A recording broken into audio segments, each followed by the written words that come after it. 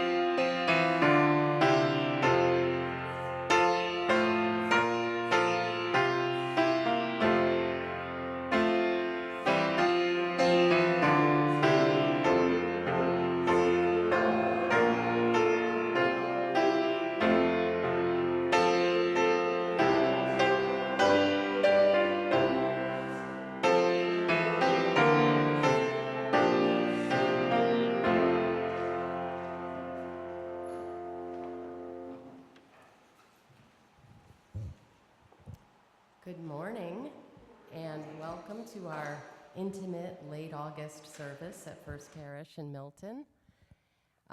As you know, my name is Lisa White, and I am the worship assistant for Leslie McPherson, the lay leader of today's service. And good morning, and thank you to Dayon for playing the piano this morning.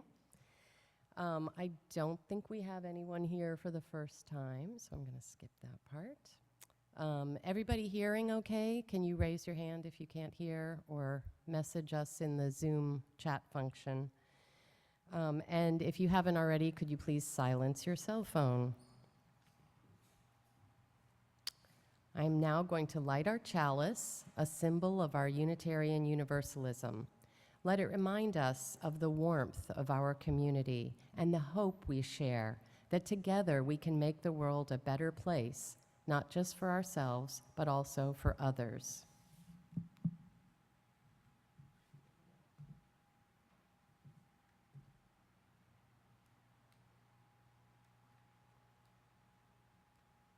Obviously, I need a child up here to do this.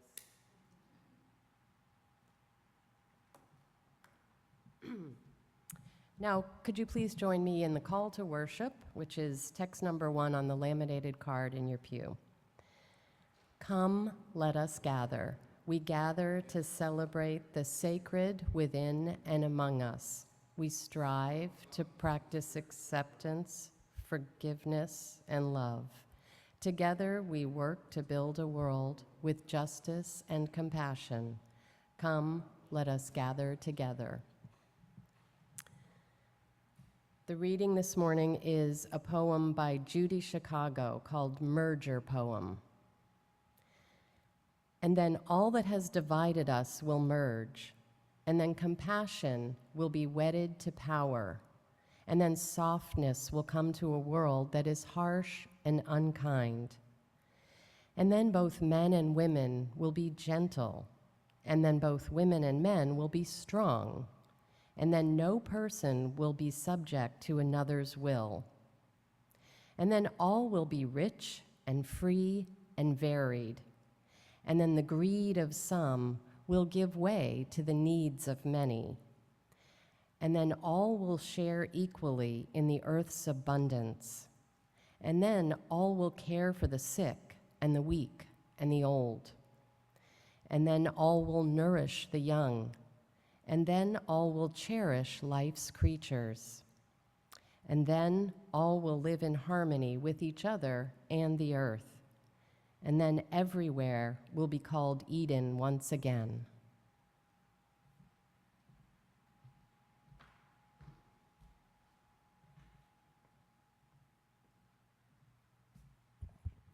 Thank you, Lisa.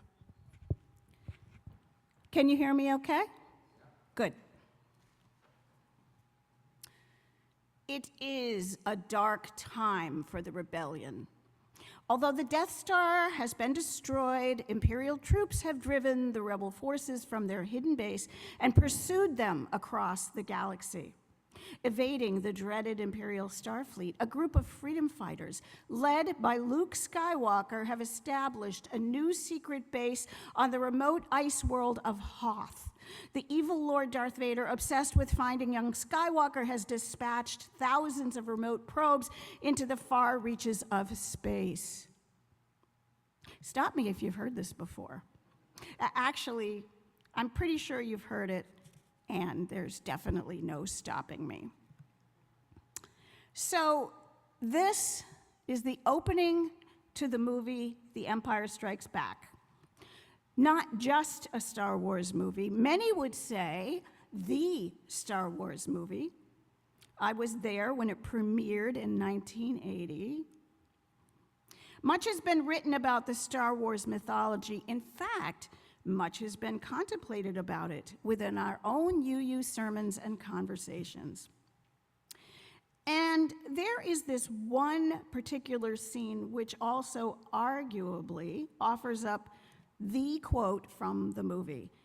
It's that scene where Luke and Yoda are in the swamps of Dagobah. Luke's ship is literally in the swamp where it ended up when he crashes. And of course, we know about Luke wanting to meet this master Yoda, but instead he finds this wizened little amphibian-like Muppet who, of course, turns out to be the master. And after much exposition, which includes epic scenes of Yoda taking him on as an apprentice and training him in the ways of the Force, up to this point, getting him to lift rocks with his mind, Yoda tells Luke to pick up his spaceship out of the swamp. Of course, Luke balks because it's an entire spaceship. The scene continues with Luke saying he can't because it's too big. Side note, Yoda delivers one of my favorite lines, "Judge me by my size, do you?" Until finally, after more pushing from Yoda, Luke acquiesces and mumbles the words, "Okay, I'll try." To which Yoda responds with words now famously plastered on t-shirts, posters, and tchotchkes everywhere, "Do or do not, there is no try." Now, after that line, as we know, Yoda summons all his Yoda-ness and lifts the ship up out of the swamp, hovers it over, and it lands on solid ground. "I don't believe it," says Luke, to which Yoda replies, "That is why you fail." The original mic drop, harsh. But we get it.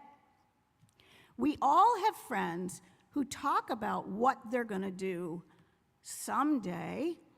We listen with the patience of a Yoda, when really what we want to say is, get out of your head, stop making excuses, get off the fence, stop focusing on the negative and commit, will ya?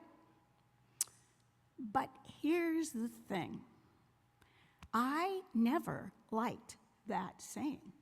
Though most others responded to it as some kind of profound imperative, I understood that it was supposed to be some kind of wisdom, but to me, it sounded unfair. Do or do not, there is no try. Not many options in that sentence, is there? When I was in my 20s in grad school, working on a master's in writing, like so many of you, I lived a life in thought. I lived in the swamp of the mind, and meaning, God save us all, languages. And during those days of word wrestling, it occurred to me that the phrase, "the road to hell is paved with good intentions," really pissed me off. Similar to Yoda's proclamations, I knew why people said it. Again, that stop wasting your time saying you're going to do something, get going, will you? Line of thinking.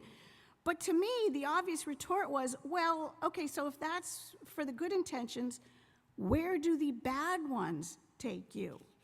Seriously. Now, my people, Universalists, we got rid of hell a long time ago, and I'm not worried about the direction that anyone is going in, but I think it's easy to say at least some of this goes back to puritanical roots, which I get, but that's just a piece of it. Now, I know in our congregation there is a breathtaking amount of talent. You are musicians and writers and world travelers and woodworkers. You draw, you cook, you program, you run, you sing, you preach, you organize, and dozens of things I'm not even aware of. You were not born competing in marathons, publishing novels, or performing before audiences. You may laugh, but I'm saying this to point the obvious out to all of you. These are skills that became polished with regular, repetitive effort. It was 20th century philosopher Will Durant who said, "We are what we repeatedly do." Excellence, then, is not an act, but a habit. An accurate assessment. Each of you has attained abilities, and you got there through habit, a series of possibly mind-numbing small parts. This is not earth-shattering news I'm breaking. And I know the Yoda lovers out there are going to tell me that I've missed the point, that he was all about motivation and faith in oneself. Ah, yes, faith. There's a tricky beast, eh? Faith, shall we go down that road? In my high school yearbook, the quote that accompanies my incredibly unattractive senior portrait era, 1978, is the verse from Hebrews.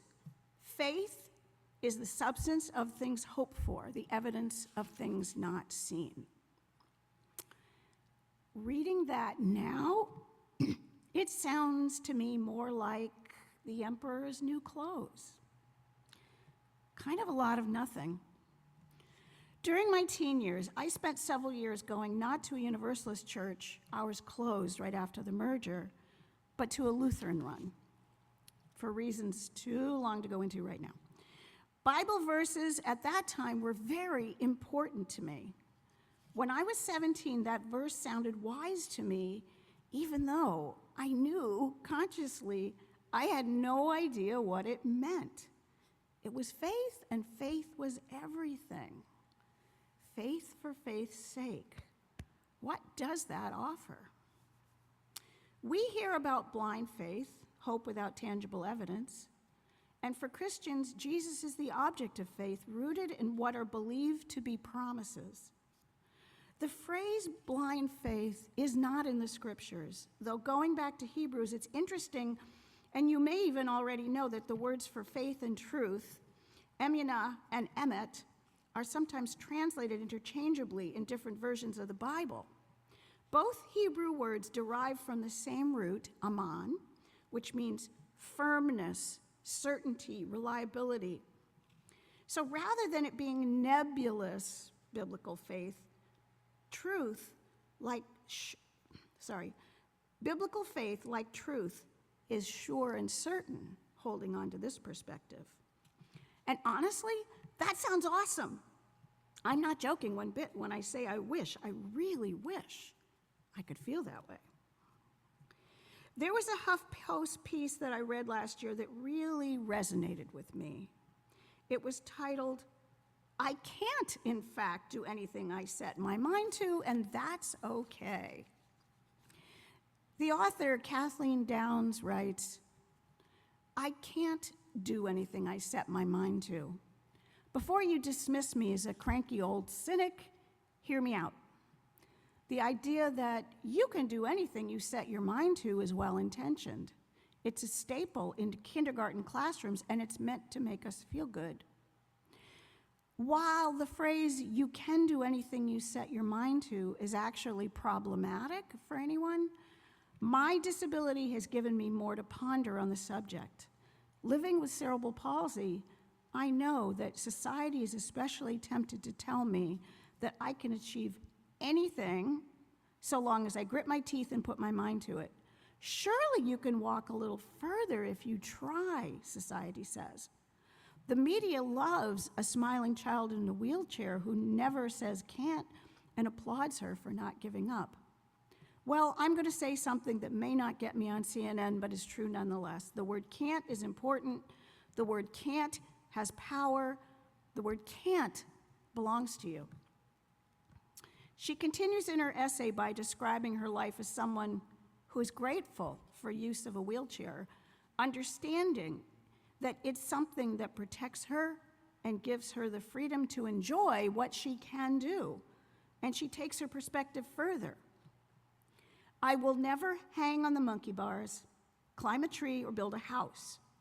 If I try harder and set my mind to it, that won't change. Thus, finding rewarding things to do within my body's limit is an easy choice.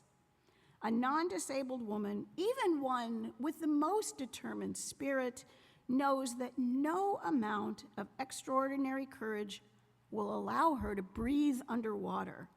And it's not because she is not brave or hasn't tried hard enough. It is because she is a human being born with lungs and not gills. True. So now back to Yoda. Yoda has told Luke, do or do not, meaning you can do what you set your mind to just so long as you decide to do it.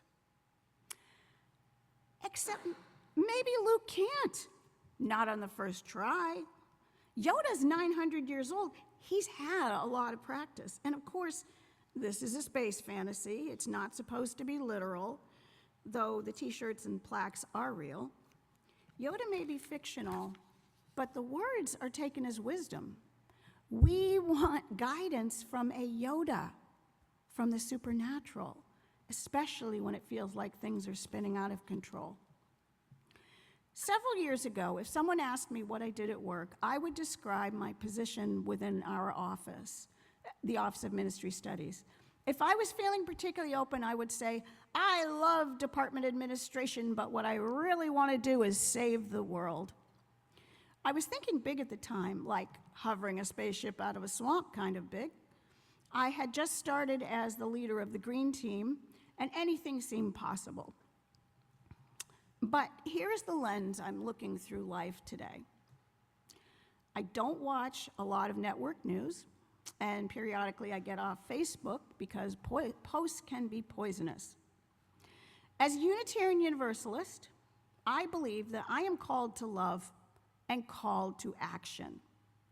Our historic 6th and 7th principles, the goal of world community with peace, liberty, and justice for all, and respect for the interdependent web of all existence, of which we are a part, seem a tall order these days. And while that's always true, I don't think I am incorrect in observing that life itself is being challenged in perilous new ways. So, how do we respond? When I first began thinking about this sermon, I thought about the wording of Yoda's command. Change the language, change the world. I wondered, what if I rewrote the sentence, got rid of the negatives, and swapped out that coordinating conjunction? The sentence transformed, and I would hear it not as abrasive and commanding, but in supportive tones. And that and I'd get the still small voice within, saying, do and do not. There is a try. And this is the place I really wanted to arrive. Because, friends, there is a try. There absolutely is. It's there in every tiny step you take. It's not meaningless, it's not invalid. In these days of overwhelming political upheaval, climate degradation, human rights violations, and an ongoing narrative about alternate facts, telling us that truth itself is lost, I will stand fast and refuse to buy into it. To me, to try is to do, though sometimes in infinitesimal ways, like reciting irregular verbs, like running scales on a piano, like writing and rewriting a sermon. This is all part of the doing. Martin Luther's words echo the idea that it's all ongoing. He said, "This life, therefore, is not righteousness, but is growth in righteousness, not health, but in healing." Lutherans are all about grace. And if you think about our Universalist ancestors who believed in universal salvation for all, there is an inconclusiveness that we can use now. There is an inclusiveness that we can use now. In a time of deep divisions, black and white thinking, do or do not, is a limited view. When I think about saving the world now, it's a different response. I still work with the Green Team, but I don't toss off glibness because, quite simply, the stakes are too high, and those words feel inappropriate. I can't save the world. I never could, but at this moment, this all feels more important than any other point in my life. So instead, I think about what needs to be done and what I can do. No matter how small, I will try. I will do, and when it's too much, I will do not. But I know I will return again and again, and that I will do. The author of the HuffPost piece ended it with the following words: "Sometimes it's impossible to push the boundaries and strive for something you thought was impossible. Other times it's just as important to know that there are some things you cannot do. Having the power to determine the difference is a right that belongs to all of us. We are celebrated if the word can't is not in your vocabulary. But here's a secret. If it isn't, it should be.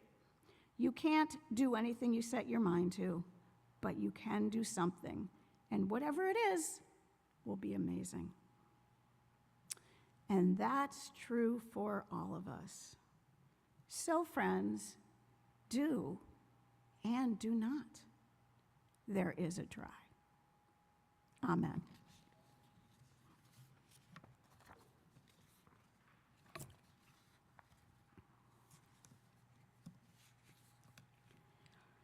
And now, if you want to just take a minute, deep breath, close your eyes. We're going to have a time of stillness, and I will end it with the ring of the chime.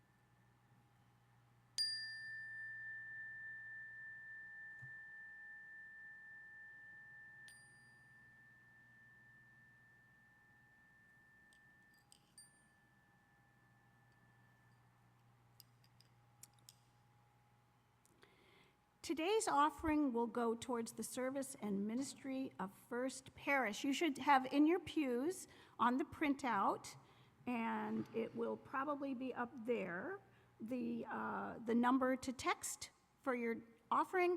We also have, at the front of the church, we have a collection plate if you want to give after the service.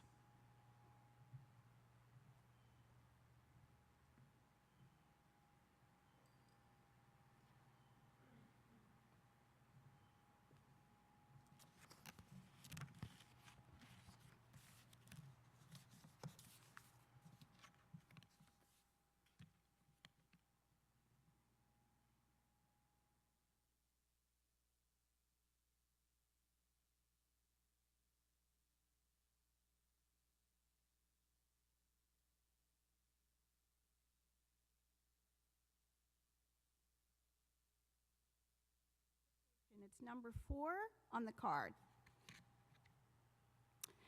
May these gifts be transformed into strength for this faith community, into comfort, food, and shelter for those in need, and may we be transformed by generosity. Bless you.